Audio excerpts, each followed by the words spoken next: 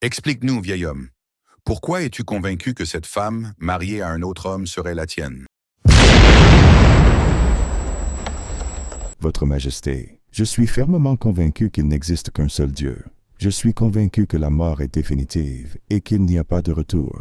Je suis convaincu d'avoir enterré ma femme. Cependant, je suis également persuadé que cette femme qui se présente devant votre auguste conseil est bel et bien mon épouse. Qu'est-ce qui se passe ici? C'est ce vieux mendiant. Il me retient en disant que je suis sa femme. Femme, tu as entendu ce que l'homme a dit? Alors, qu'as-tu à dire à propos? Votre Majesté, tout ce que j'ai à dire, c'est que je ne connais pas ce vieux. Je suis mariée, et voici mon époux.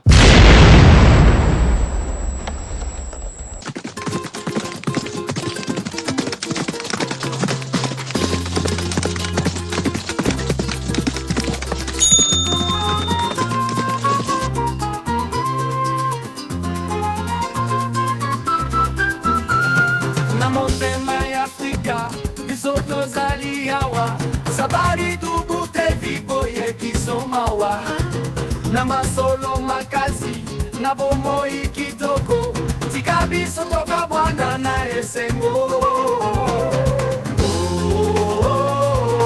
Sabari dubu Zela ya kiso rekoyana yo Sabari dubu Tikabiso toku miselo konyoso. Tierno Suleiman, cette migraine elle me ronge la tête. Je n'ai jamais ressenti une telle douleur. Tiens, bois cette eau fraîche. Allonge-toi, Oumou, je vais chercher une couverture.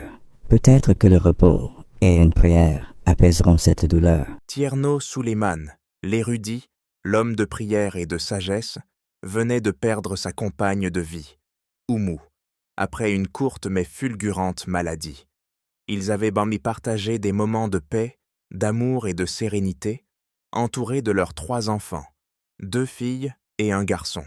Oumou, femme de foi et de sagesse, du moins en apparence, avait pour habitude de se retirer dans la forêt pendant les heures de sieste, chapelet en main, pour méditer sous les arbres, observer la nature et écouter les chants des oiseaux. Mais un jour, après une de ces promenades, elle était revenue avec un malaise qui allait bouleverser leur vie pour toujours.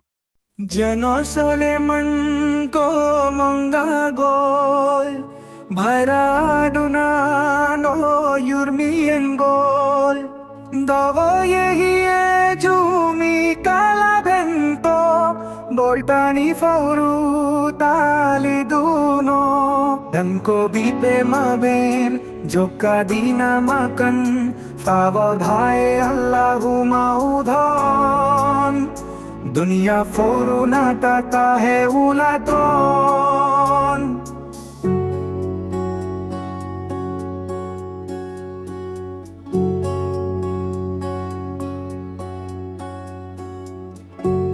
Les semaines qui suivirent furent si sombres. Tierno Suleiman, d'ordinaire un homme fort et serein, sombra peu à peu dans une dépression profonde. La vie sans Oumou semblait vide, ses prières de rester des sans écho, et ses enfants ressentaient le poids du chagrin écrasant leur père. Des années s'étaient écoulées depuis la disparition d'Oumou. Tierno Suleiman, rongé par la douleur, avait quitté son village sans jamais se retourner, abandonnant ses enfants et sa position d'imam. Il errait désormais de village en village, mendiant sa subsistance, tel un homme brisé. Le second imam avait pris sa place à la mosquée, et le nom de Tierno Suleiman se murmurait à peine, effacé par le temps. Un jour, après de nombreuses années d'errance, il arriva dans un village lointain. Fatigué et affamé, il alla de porte en porte, espérant une aumône. Avez-vous quelque chose à m'offrir? Je n'ai rien mangé depuis des jours. Que Dieu vous bénisse.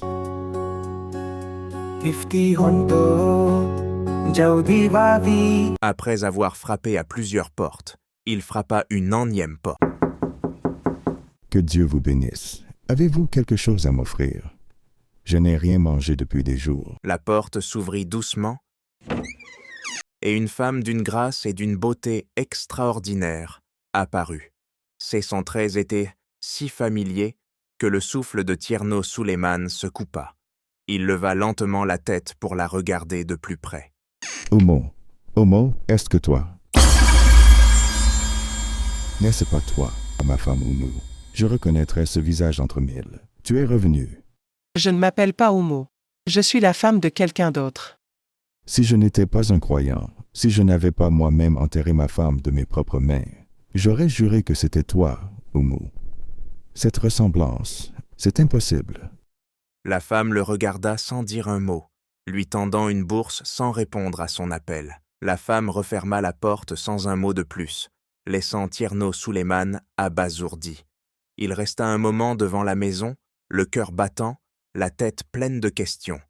Chaque pas qu'il faisait pour s'éloigner, il se retournait, luttant contre la voix intérieure qui murmurait. « C'est vraiment elle? Non, ce n'est pas possible, ce n'est pas elle.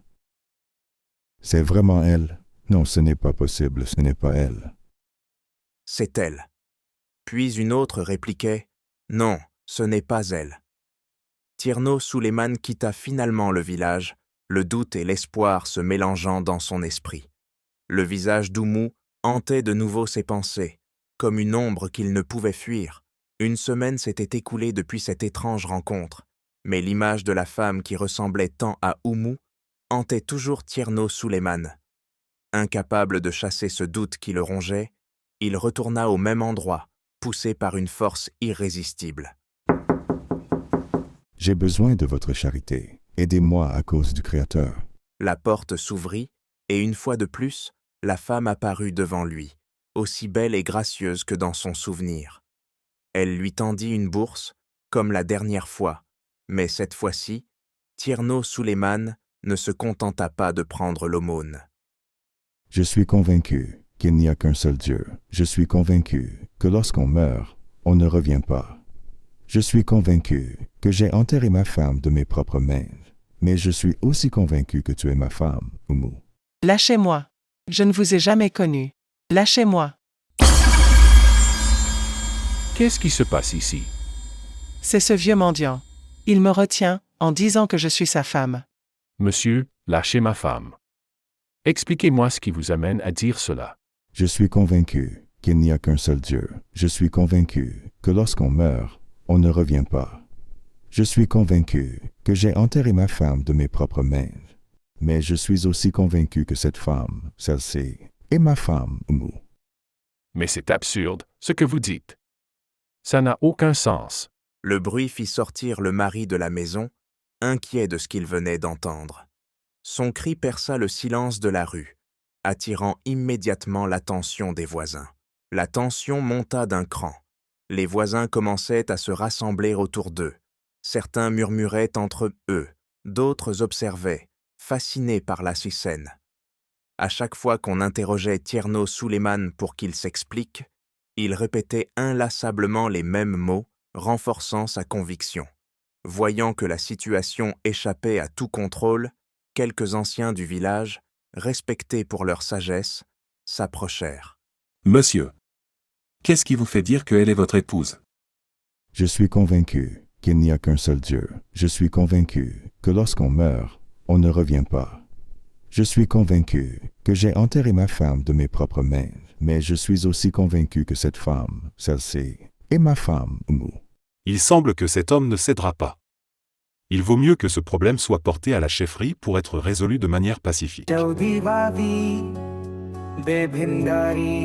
Les sages proposèrent de transférer l'affaire à la chefferie du village afin que l'imam errant puisse exposer sa situation devant l'autorité locale.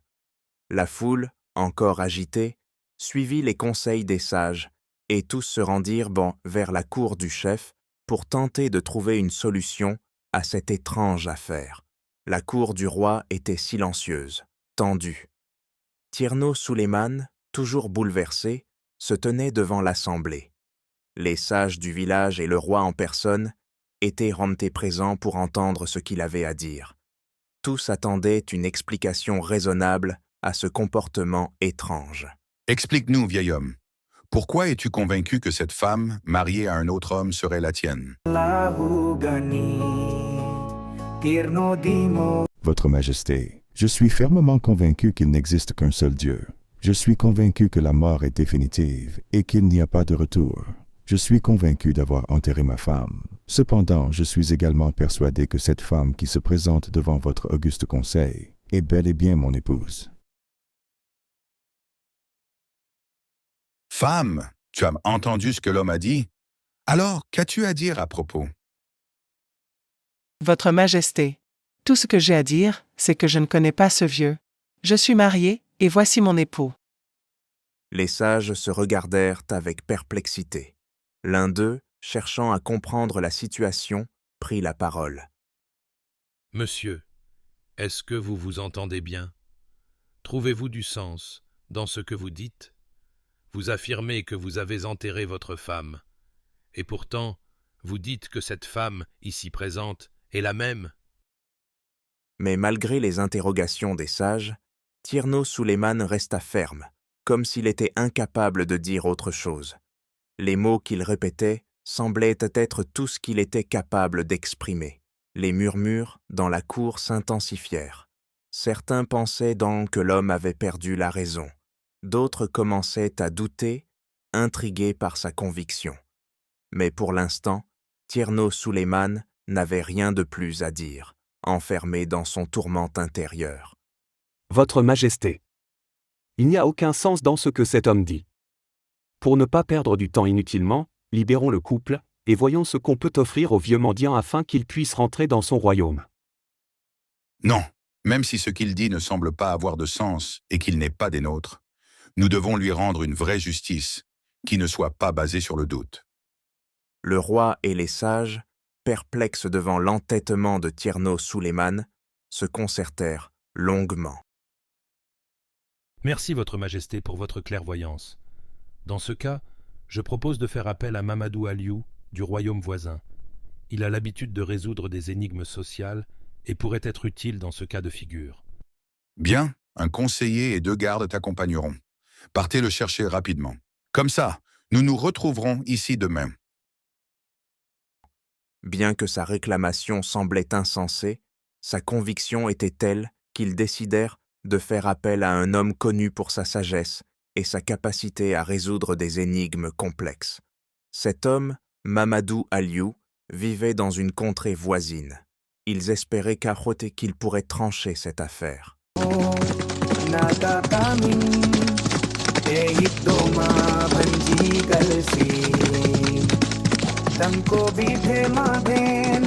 Mamadou Aliou arriva à cheval, un jeune homme imposant et calme. Après avoir écouté l'histoire, il s'adressa à Tierno Suleiman, curieux de comprendre son état d'esprit. Mamadou Aliou, merci d'avoir répondu promptement à notre appel. Comme mon conseiller t'a déjà exposé la situation, nous sommes maintenant prêts à t'écouter. Votre Majesté, je vous remercie humblement pour la confiance que vous placez en ma modeste personne afin d'aider à dénouer ce problème. Monsieur, comment vous appelez-vous? Je m'appelle Tierno Suleiman. Tierno Suleiman, parlez, je vous écoute. Je suis convaincu qu'il n'y a qu'un seul Dieu. Je suis convaincu que lorsqu'on meurt, on ne revient pas. Je suis convaincu d'avoir enterré ma femme. Et pourtant, je suis tout aussi convaincu que la femme assise devant moi est bien la mienne. Bien dit, merci à vous. Madame, tu as entendu ce que cet homme a dit. Qu'as-tu à dire à ce sujet? Tout ce que je sais, c'est que je n'ai jamais connu cet homme.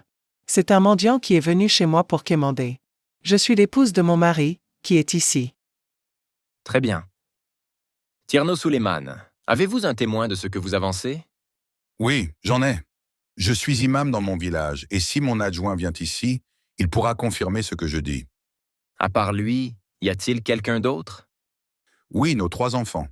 Nous avons 2 filles et un garçon. Si ceux-là viennent, ils se jetteront sûrement dans les bras de leur mère. Très bien. Votre Majesté, je vais quelque part. Je vous demande de mettre à ma disposition 5 chevaux. Demande à accorder. Le roi donna son accord. Il ordonna à ses serviteurs de préparer les 5 chevaux demandés. Mamadou Aliou les remercia et se prépara pour son mystérieux voyage. Mamadou Aliou, après avoir reçu les 5 chevaux du roi, se dirigea vers le village natal de Tierno Souleymane. Son plan était clair dans son esprit. Il devait retrouver les enfants de Tierno Souleymane et confirmer ses dires. À son arrivée, il fut chaleureusement accueilli par les sages du village, curieux de sa venue. « Bienvenue, étranger. Dis-nous, es-tu vendeur de chevaux ou peut-être un garde royal venu acheter des chevaux pour ton roi? » Non, je ne suis ni l'un ni l'autre. Je suis simplement un étranger qui vient chercher des réponses ici, chez vous. Ah bon? Alors venez vous asseoir. Nous vous écoutons, étranger. Mamadou Aliou se redressa et, avec une voix pleine de sérieux, posa la question qui l'avait conduit jusqu'ici.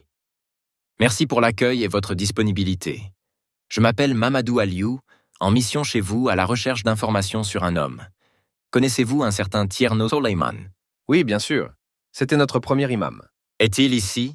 Non, il n'est plus ici depuis qu'il a perdu sa femme. Pouvez-vous m'aider à le retrouver? Le décès de sa femme l'avait profondément bouleversé. Et il est parti. Malheureusement, aucun de nous ne sait où il se trouve. Si tu es venu pour le voir, nous sommes désolés, mais nous ne pourrons pas t'aider à le localiser. Mais si vous le voyez, le reconnaîtriez-vous? Oui, bien sûr. Je reconnaîtrai Tierno Souleymane sans hésitation. Et si vous voyez sa femme, la reconnaîtriez-vous? Oui, mais je ne crois pas que ce soit possible. Elle est décédée. Nous l'avons enterrée nous-mêmes. Et ses enfants? Sont-ils ici? Oui, les enfants sont bien ici.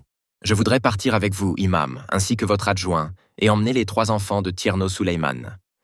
Sur ces mots, les sages firent venir les enfants de Tierno Souleymane. 2 filles et un garçon se présentèrent devant Mamadou Aliou, le visage sérieux. Après une brève concertation, les sages donnèrent leur accord. Le voyage fut organisé pour le lendemain, avec tous les préparatifs en place. Mamadou Aliou espérait que ce voyage apporterait des réponses définitives à cette étrange affaire. À leur arrivée dans le royaume, Mamadou Aliou, qui avait pris soin de tout organiser, demanda que lui et son groupe soient logés discrètement, loin des regards curieux. Il ne voulait pas que Tierno Souleymane ou quiconque apprenne leur arrivée avant le moment venu. Le jour tant attendu arriva. Une foule immense afflua vers le palais, tous désireux d'assister au dénouement de cette étrange affaire qui avait secoué le royaume. Ainsi, il fut décidé que le jugement se tiendrait sous l'arbre à palabres, un symbole de justice et de vérité, où les grandes décisions du royaume étaient traditionnellement prises. L'arbre à palabres, imposant et majestueux, étendait ses branches protectrices sur le sol, offrant une ombre bienvenue aux centaines de personnes rassemblées. Sous cet arbre, les sages, le roi, Mamadou Aliou, Tierno Souleymane, la femme mystérieuse et son époux prirent place. Que Dieu nous guide aujourd'hui comme toujours dans sa sagesse. Nous sommes ici pour découvrir la vérité. Mamadou Aliou, as-tu réuni tout ce dont tu as besoin pour poursuivre ce jugement? Oui, Votre Majesté. Tout est en place. Comme tu nous as rassemblés ici aujourd'hui pour clarifier cette situation, nous t'écoutons. Merci, Votre Majesté. Tierno Souleymane, qu'as-tu à nous dire aujourd'hui? Je n'ai qu'une seule chose à dire. Je suis convaincu qu'il n'y a qu'un seul Dieu. Je suis convaincu que lorsqu'on meurt, on ne revient pas. Je suis convaincu d'avoir enterré ma femme. Mais je suis aussi convaincu que cette femme, celle-ci, est ma femme, Oumou. D'accord. Maintenant, toi, femme, qu'as-tu à répondre aux propos de cet homme? Tout ce que j'ai à dire, c'est que je suis convaincu que je n'avais jamais connu cet homme auparavant. Et l'homme que voici à côté de moi est mon seul époux. Bien dit, merci à vous. Sur un signe discret de Mamadou Aliou, les bourreaux quittèrent la scène quelques minutes, avant de revenir avec l'adjoint de Tierno Souleymane. L'imam, maintenant au milieu du cercle formé par l'assemblée, leva les yeux et aperçut la femme assise. Un instant de confusion se peignit sur son visage. Oumou! Oumou! Ou bien, ce n'est pas elle. Pourquoi avez-vous appelé cette femme Oumou? La connaissez-vous? Si je n'étais pas croyant, je serai convaincu que cette femme est bien Oumou, la femme de Tierno Suleiman. Mais en me rappelant que nous avons déjà enterré cette dernière et que les morts ne reviennent pas, je m'abstiens de dire qu'elle est la femme de Tierno Suleiman. Très bien. Et maintenant, où se trouve Tierno Suleiman dans cette assemblée? Le voilà là-bas. D'accord. Allez vous asseoir à côté de lui. Maintenant, femme, as-tu entendu ce que cet homme vient de dire? Je ne le connais pas, lui non plus. Tout ce qu'il raconte, ce ne sont que des balivernes. Ne nous retarde pas. Tu sais pourquoi je n'ai pas interrogé ton époux? C'est parce que je sais qu'il est allé te chercher dans d'autres cieux. Tu n'es pas d'ici. Vouloir interroger ton mari pourrait nous entraîner sur un terrain glissant, car, dans les affaires de mariage des riches ou des puissants, il y a souvent des choses cachées qui ne sont pas bonnes à exposer publiquement. C'est pour cela que je m'abstiens de l'interroger sur cette affaire. Alors, facilite-nous la tâche si possible. Je ne les connais pas. Tu ne les connais pas? Non, non.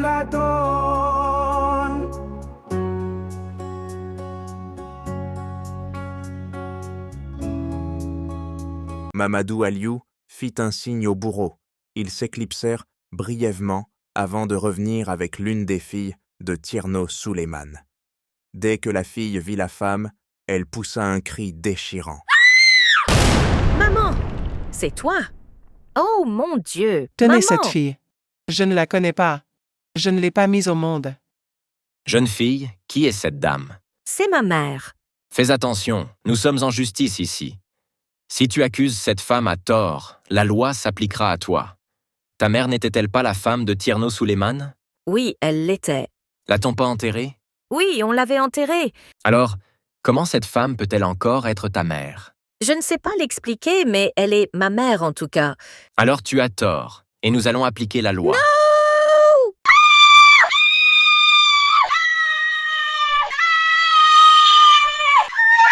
Avant qu'ils ne puissent terminer, les bourreaux se saisirent de la fille, couteaux en main, et l'assemblée assista, horrifiée, à la scène. La fille cria de toutes ses forces avant de disparaître avec les bourreaux. Tout ce temps, Mamadou Aliou n'avait pas quitté la femme des yeux, cherchant des indices, un mouvement, quelque chose qui trahirait un lien entre elle et la fille. Mais la femme resta stoïque, imperturbable, sans aucun signe de réaction. Quelques minutes plus tard, les bourreaux revinrent, leurs vêtements tachés de sang, et amenèrent la deuxième fille devant l'assemblée.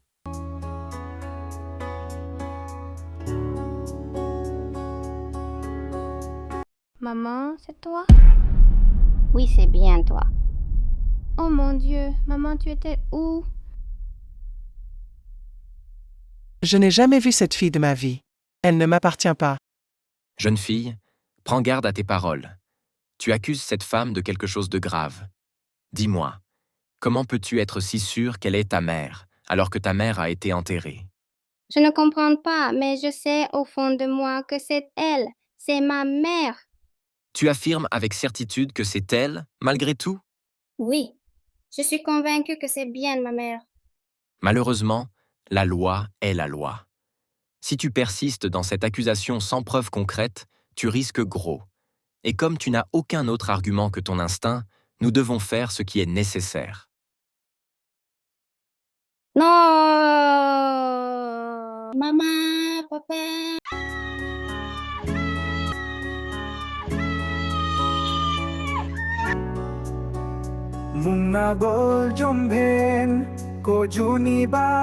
Quelque temps après, les bourreaux revinrent avec le garçon. Maman, tu es revenue? À coup sûr, maman, c'est toi. Alors vas-y, va vers elle si tu en es si sûr. Non, je n'irai pas. Les intentions de ma mère d'hier ne sont pas celles d'aujourd'hui, mais quoi qu'il en soit, c'est ma mère, je le sens. Jeune homme, dis-moi, est-ce que ta mère est vivante? Non, elle est morte, mais c'est elle assise là, devant moi. Femme, connais-tu ce garçon? Non, je ne l'ai jamais vu.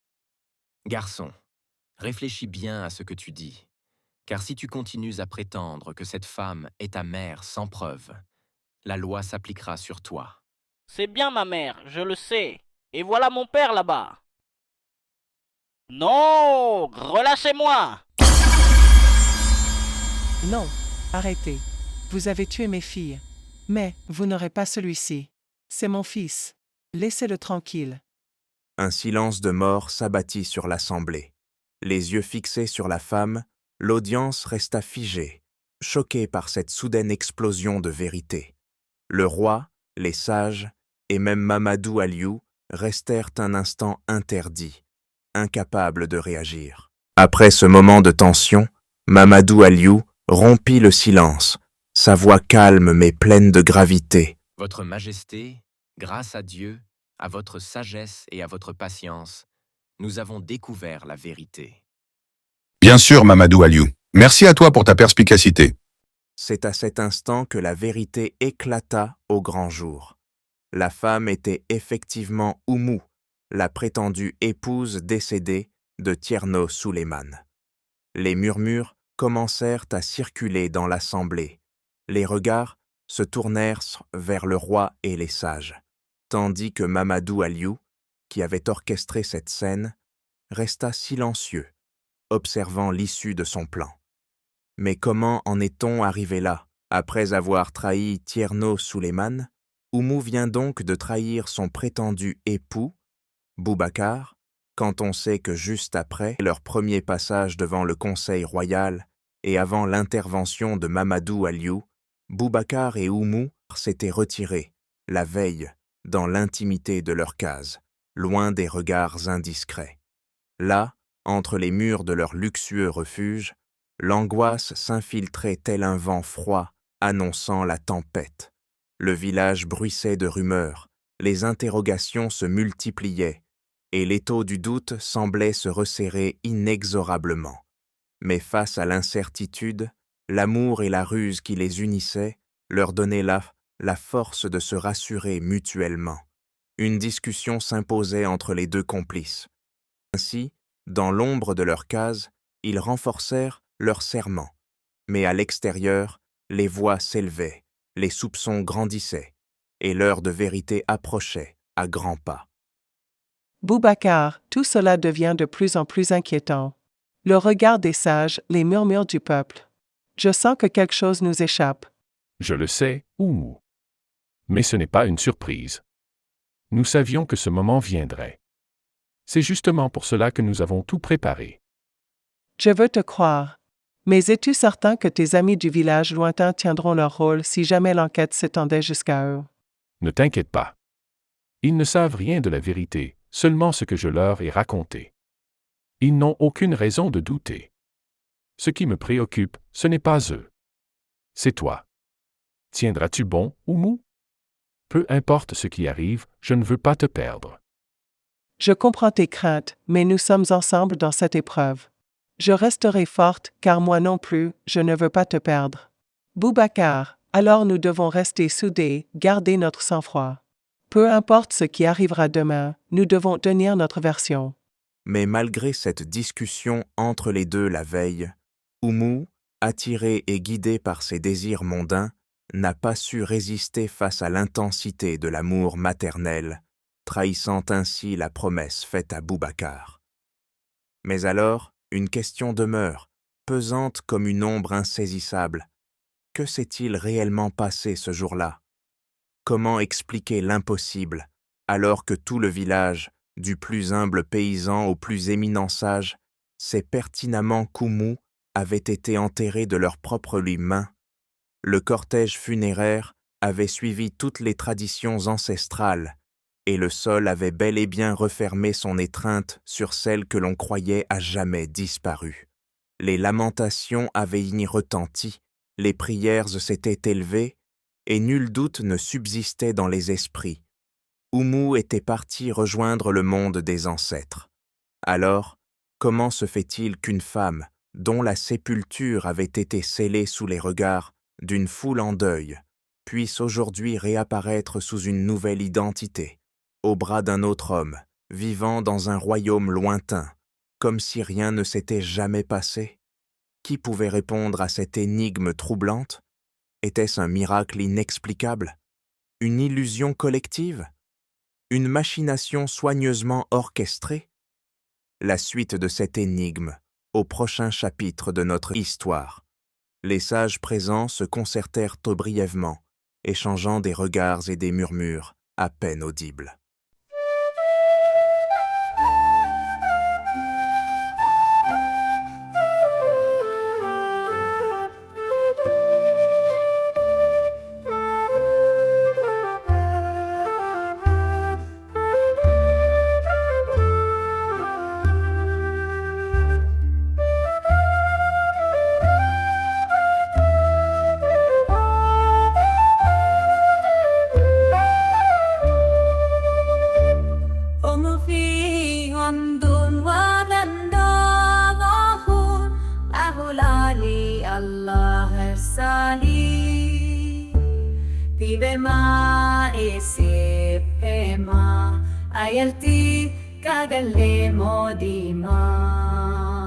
Le roi, d'un geste de la main, ordonna à la foule de se disperser.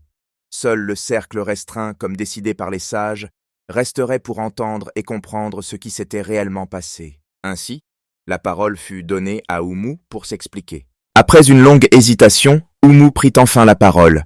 Elle s'efforça de raconter ce qui s'était passé, plongeant l'assemblée dans le fil des événements. C'était pendant l'une de mes nombreuses randonnées en forêt.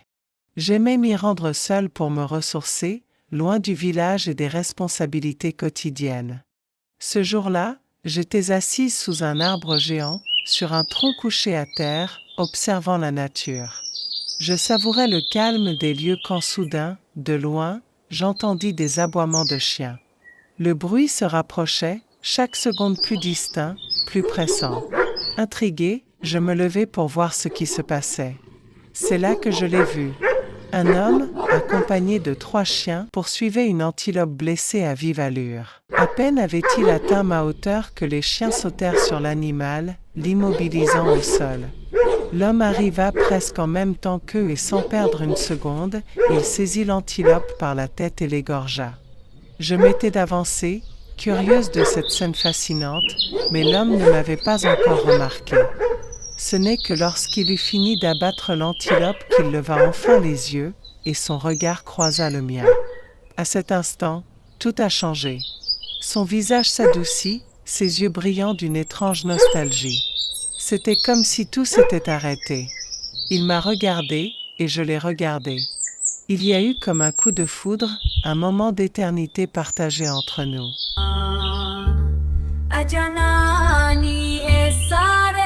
Qui es-tu, femme? Es-tu humaine ou es-tu un génie? Je suis bien humaine, chasseur. Quand j'ai levé la tête et que je t'ai vu, j'ai cru un instant que tu étais un génie. J'ai pensé que peut-être cette antilope que j'ai abattue t'appartenait et que tu venais te venger. Alors dis-moi, belle créature envoûtante. D'où viens-tu et que fais-tu seul dans cette forêt mystérieuse où le chant des oiseaux semble te connaître? Je viens du village là-bas, derrière les collines. C'est un endroit paisible, mais je viens souvent ici pour me ressourcer. Je ne suis pas d'ici. Nous étions un groupe de chasseurs, mais en poursuivant cette antilope avec mes chiens, j'ai perdu mes compagnons de vue. C'est la première fois que je mets les pieds dans cette partie du monde. Pourtant, je crois que cet endroit a pris une place spéciale dans mon cœur, à cause de toi. C'est une véritable bénédiction d'être égaré si cela me mène à toi. Quel est ton doux nom? Je m'appelle Oumou. Et toi, comment t'appelles-tu? Je m'appelle Boubacar. Je ne vais jamais oublier ce jour, Oumou. Mais dis-moi, est-ce qu'il y a des jours spécifiques où tu viens ici? Oui, je viens ici souvent le mercredi et le samedi. J'habite très loin d'ici, mais si tu es d'accord, je viendrai avec plaisir te tenir compagnie tous les mercredis et samedis. Tu seras le bienvenu, Boubacar. Ce fut le début d'une liaison que ni le temps ni la distance ne pourraient effacer. Ce moment dans la forêt, où 2 âmes se sont reconnues, allait changer à jamais le cours de leur vie. Mais à cet instant, seul le chant des oiseaux et le bruissement des feuilles furent témoins de cet amour naissant. Les jours passèrent, et chaque rencontre entre Oumou et Boubacar renforçait davantage leur complicité. Ils se retrouvaient à l'endroit habituel, là où leur amour avait pris racine. Mais un jour, Boubacar, ne pouvant plus contenir son désir d'être avec elle pour toujours, prit la décision de lui poser une question fatidique. « Oumou, accepterais-tu de m'épouser? Je voudrais partir avec toi, loin d'ici. » Boubacar, Tu sais que je suis mariée et mère de 3 enfants. Je le sais. Mais mon amour pour toi est trop fort. Je ne peux plus vivre sans toi. Très bien. Reste calme. Nous allons réussir. J'accepte ce que tu proposes, mais j'ai un plan pour que ça fonctionne. Alors suis-moi. Tu vois ce cimetière? Viens attendre ici en cachette le jeudi dans une semaine. Ils vont enterrer quelqu'un là. Quand ils auront fini et que tout le monde sera parti, tu viendras vite creuser pour déterrer celle qui sera dedans. Ça sera moi. Après, on ira où tu voudras. Si c'est ce qu'il faut pour qu'on soit ensemble, je suis prêt. Ils se quittèrent sur cette décision, laissant le destin sceller leur accord. Un amour aussi profond que risqué venait d'entrer dans une nouvelle phase, où la vie et la mort se croiseraient. Tierno Suleiman, cette migraine, elle me ronge la tête. Je n'ai jamais ressenti une telle douleur. Tiens, bois cette eau fraîche. Allonge-toi, Oumou. Je vais chercher une couverture. Peut-être que le repos et une prière apaiseront cette douleur. Ainsi, Oumou avait exécuté son plan, celui qui avait commencé lorsqu'elle se plaignait de migraines chez elle. Ce mal, prétexte soigneusement choisi, n'était que le début de sa mise en scène.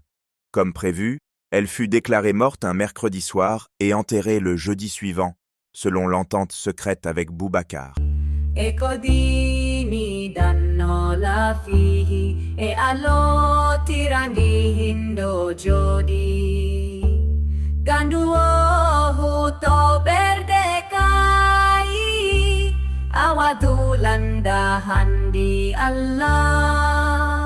Lorsque tout le monde pensait qu'Oumou avait quitté ce monde, elle ressuscitait grâce à son amant.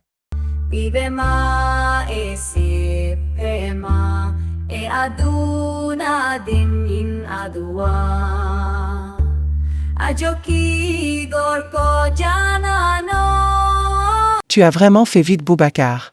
J'avais commencé à manquer d'air là-dedans. Je ne voulais pas prendre de risques. Je devais être rapide. Allez, trêve au débat, pour le moment. Écoute-moi bien, Oumou. J'ai réfléchi à quelque chose de plus pour brouiller les pistes. Je ne vais pas t'amener directement dans mon village. Ah oui? Pourquoi cela? Il doit y avoir un certain décalage entre ton enterrement ici et ton arrivée dans mon village. Sinon, si jamais quelqu'un te reconnaissait, les dates se croiseraient trop facilement et les gens pourraient deviner ce qui s'est réellement passé. Tu as bien réfléchi. Alors, dis-moi ton plan. Voilà ce que nous allons faire. Je vais amener dans un autre lieu, bien plus éloigné, où j'ai des amis. Nous resterons là-bas un bon moment, le temps que tout cela soit bien oublié. Mes amis se feront passer pour ta famille et je demanderai ta main auprès d'eux.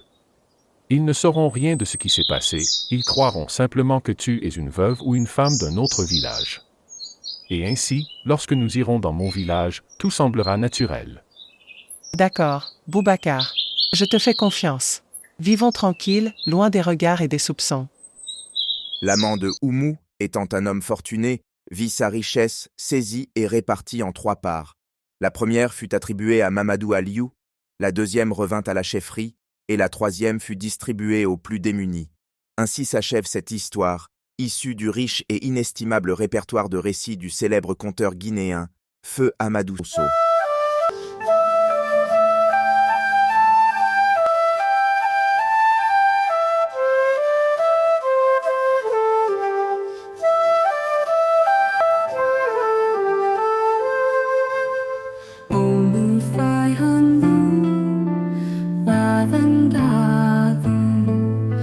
Hula